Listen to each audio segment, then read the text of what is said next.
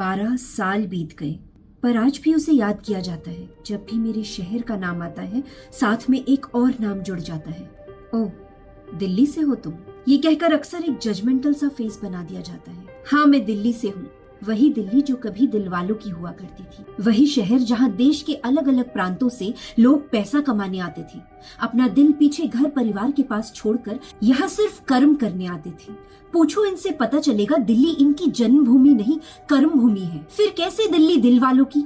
किसने अफवाह फैलाई थी? अलग अलग संप्रदायों में बटे लोग सबने अपनी अपनी कम्युनिटी बनाई थी। एक शहर में रहकर भी जहाँ लोग अलग अलग प्रदेशों में बटे रहते हैं, अपनी अपनी कम्युनिटी में ही उठना बैठना, मैं अलग तू अलग, सब खुद को 30 मार खान और दूसरे को नीची नजर से देखते हैं। बताओ मुझे, ऐसे शहर का दिल कहाँ होता है? आत्मा कहाँ होती है? और प्राण किसे कहते हैं? खैर, 12 साल बीत गए, कितना सब कुछ बदल गया। मुक्ति मिल गई उन सबको। और पहले दिल्ली दिल्ली करते थे, अब पूरा देश ही दिल्ली में बदल गया। मत कोसो अब दिल्ली को। अब मुंबई, कोलकाता, मणिपुर, मेघालय, बिहार, भोपाल, झारखंड, बैंगलोर, चेन्नई, राजस्थान, हिमाचल हो या उत्तराखंड, हर शहर में लग गई आग। केस पे केस दफन हो जाते हैं। बड़े बड़े खिलाड़ी बैठे हैं यहाँ, और रेप की सजा ही क्या है, 5 या 7 साल में निकल आती है। हाँ, हो हल्ला होता है थोड़ा, फिर नई खबर बन जाती है। एक के ऊपर 10 फाइलें, 10 के ऊपर 100, संख्या हजारों में पहुंच जाती है।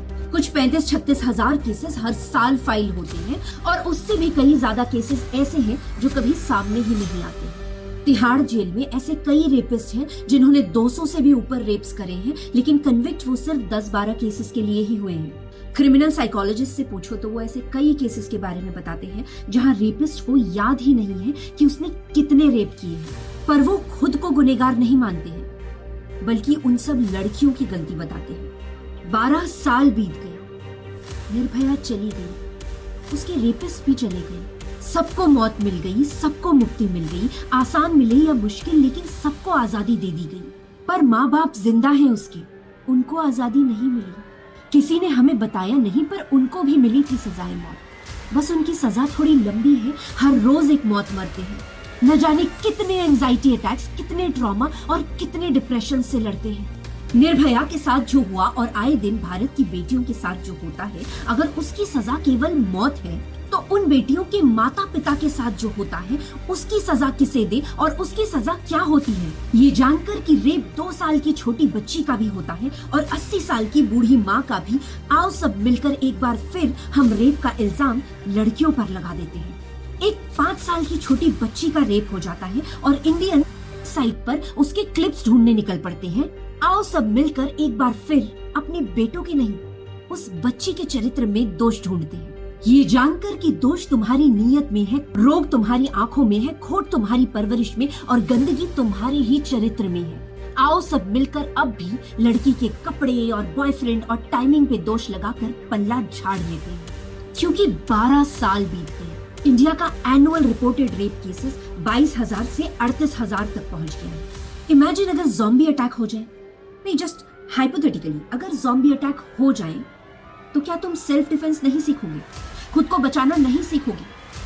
शादी कर लोगे? नाजुक गुड़िया बन जाओगे?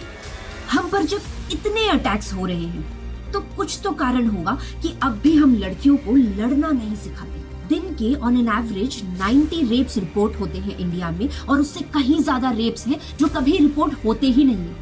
क्योंकि मोस्ट ऑफ द टाइम वो रेप्स या तो फैमिली के अंदर होते हैं, बहुत क्लोज रिलेशंस में होते हैं, या फिर ऐसे दलित या पिछड़े ग्रुप्स में होते हैं जो लोग वहां तक पहुंच ही नहीं पाते, जिनमें इतना ज्यादा डर बसा होता है, जो इतने ज्यादा दबे कुचले होते हैं कि वो आगे बढ़कर कभी अपनी बात बोल ही नहीं पाते। अपने साथ कुछ गलत होता है तो वो किसी को बता ही नहीं पाते, वो वहीं से पीछे हट जाते हैं। तो ऑन एन एवरेज 90 रेप्स होते हैं, इतने क्राइम्स हो रहे हैं वुमेन के अगेंस्ट, लेकिन फिर भी लड़कियों को लड़ना नहीं सिखाते।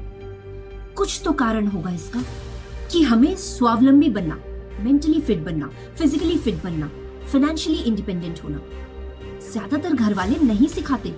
अगर कोई लड़की फाइनेंशियली इंडिपेंडेंट है भी, तो भी वो फिजिकली फाइट करने के लिए स्ट्रांग नहीं है, मेंटली डिप्रेशन या किसी भी तरीके के ट्रॉमा से डील करने के लिए तैयार नहीं है। अटैक हुआ तो तुम तेज दौड़ भी नहीं सकती, किसी ने अपमान किया तो पलटकर थप्पड़ मार भी नहीं सकती, कोई गाली दे तो रूह कांप जाती है तुम्हारी, नहीं पता कैसे डील करते हैं, और अगर कैरेक्टर पर अटैक किया तो आंसू बहने लगते हैं। इतना दुर्बल लाचार बनाकर क्यों रखा होगा हमको? कुछ तो कारण होगा कि लड़कियों को अब भी नाजुक है, कोमल है, प्रिंसेस है बोल बोलकर पागल बना रहे हैं। स्ट्रॉन्ग बनने के लिए क्या करना पड़ता है हमें क्या पता, लेकिन आदर्श बनना, संस्कारी बनना, क्यूट बनना, सुंदर बनना हमें बचपन से सिखाया जाता है। जल्दी जल्दी शादी कराकर बच्चा पैदा करने के काम पर लगा रहे हैं। अब भी हम उन्हें मानसिक, शारीरिक और फाइनेंशियल तौर पर कमजोर रख रहे हैं ताकि उन पर अटैक हो तो वो कुछ कर ना पाए। फिर चाहे वो अटैक रेप हो या डोमेस्टिक वायलेंस, हमेशा अपने अप्रेसर के ऊपर ही निर्भर हो जाए कि जो तुम पर अत्याचार कर रहा है उसी की चरणों में पड़ी रहो, उसी से भीख मांगती रहो, क्योंकि यही पिक्चर समाज में सबको समझ में आती है, सबको अच्छी लगती है। और यही है वो कल्चर जो नॉर्मलाइज करता है ये सोचना कि women are less important, that a woman is of less worth than a man। इसलिए एक लड़की के पैदा होने पर सब उतना खुश नहीं होते जितना कि एक लड़के के पैदा होने पर होते हैं। एक लड़की के पैदा होने पर मिठाइयाँ नहीं बांटी जाती जिस तरीके से एक लड़के के पैदा होने पर होते हैं। एक ऐसा कल्चर जो प्रोपेगेट करता है कि एक लड़के को ज्यादा नरिशमेंट मिलना चाहिए, ज्यादा खाना मिलना चाहिए, ज्यादा एजुकेशन मिलना चाहिए, ज्यादा एक्सपोजर मिलना चाहिए, ज्यादा अपॉर्चुनिटीज मिलनी चाहिए, और वहीं एक लड़की की शादी करा के उसको ससुराल भेज दिया जाता है, उसको डोमेस्टिक स्लेव बना के अपने पति के घर भेज दिया जाता है। एक ऐसा कल्चर जो सिखाता है कि एक लड़की का अल्टीमेट मकसद है दुल्हन बनना, और एक बार वो दुल्हन बन जाए तो उसके बाद माँ बनना। वहीं एक लड़के को मिलती है अपॉर्चुनिटीज और अपॉर्चुनिटीज, एजुकेशन की, नॉलेज की, अवेयरनेस की, ट्रैवल की, एक्सपोजर की, सक्सेस की, प्रमोशंस की, फाइनेंशियली स्ट्रांग होने के, एसेट्स बनाने के, रिच बनने के, केपेबल बनने के। एक ऐसा कल्चर जो प्रोपेगेट करता है that a woman is of no value और of less value compared to men, कि एक लड़की पर कंट्रोल रखना चाहिए, उसे अपने दायरे पता होने चाहिए, and that a woman is always inferior to a man। और अगर हम इसी बात को अपने मुंह से ना बोले लेकिन अपने बिहेवियर में, कल्चरली, अपने फैमिलीज में हर तरीके से फॉलो करते रहें, प्रीच करते रहें, प्रोपेगेट करते रहें कि a woman is of less worth than a man, तो फिर हमें ये भी मानना पड़ेगा कि ऐसे कल्चर को फॉलो करने वाली सोसाइटी में ऐसे आदमी भी हमेशा ही पैदा होते रहेंगे, हमेशा आते रहेंगे, जो ये बिलीव करेंगे कि वो एक लड़की के साथ जो चाहे वो कर सकते हैं, क्योंकि उन्हें ये बताया गया है कि they are superior to women. तो लड़की को सबक सिखाने के लिए, लड़की पर दायरे कसने के लिए, नियम बनाने के लिए, काबू पाने के लिए वो ऐसे क्राइम्स करते रहेंगे। इससे फर्क नहीं पड़ता कि हम क्या बोलते हैं या किताबें हमें क्या बताती हैं, फर्क इससे पड़ता है कि हम क्या बिलीव करते हैं, हम क्या प्रैक्टिस करते हैं, क्योंकि हमारे घर में हमारे बच्चे भी वही देखते हैं। और बिकॉज हम इसी कल्चर को समझते हैं, सराहना करते हैं, बढ़ावा देते हैं, इसीलिए ये कल्चर हमें इन रिटर्न सारे क्राइम्स अगेंस्ट वुमेन देता है।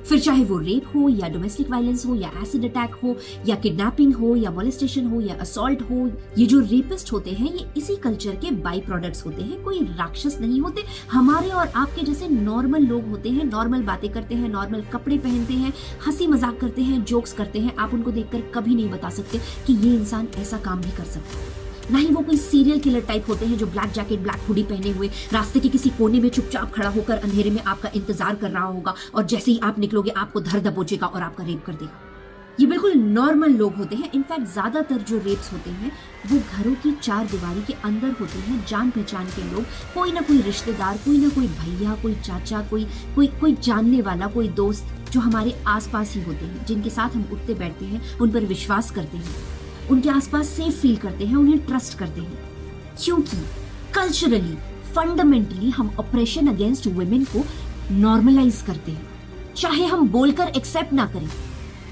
लेकिन बिहेवियरली हर रोज अपनी दिनचर्या में जो हमारे जो बिलीफ सिस्टम है, और इसी को रेप कल्चर बोलते हैं। सीधे शब्दों में बोला जाए तो ये जो जेंडर डिस्क्रिमिनेशन है यही जन्म देता है all kinds of crimes against women.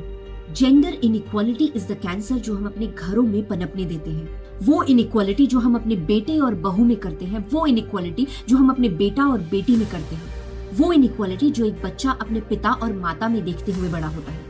Gender inequality की कई प्रैक्टिसेस हम बेवकूफों की तरह सोसाइटी के प्रेशर में आकर फॉलो करते हैं और कर देते हैं अपनी बच्चियों को ऐसे लोगों के हवाले जो लोग जेंडर इनइक्वालिटी को ही अपना कल्चर समझते हैं, अपना प्राइड समझते हैं, और ऐसे लोग बनाते हैं एक ऐसा परिवार जहां स्त्रियों का बहुत थोड़ा सा ही सम्मान होता है। जेंडर जोक्स मारना, ऑब्जेक्टिफाई करना, मजाक उड़ाना बहुत ही कॉमन बात होती है।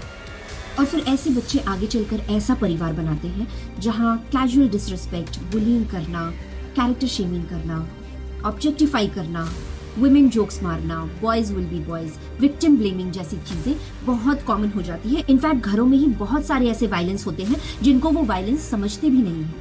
जेंडर डिस्क्रिमिनेशन हमारे देश का एक बहुत बड़ा प्रॉब्लम है। आप क्या सोचते हैं जेंडर इनइक्वालिटी, जेंडर डिस्क्रिमिनेशन के बारे में? मुझे कमेंट्स में जरूर बताइएगा। तो आज के लिए इतना ही। Thank you so much for hearing me out. This is Navneeta Sinha signing of.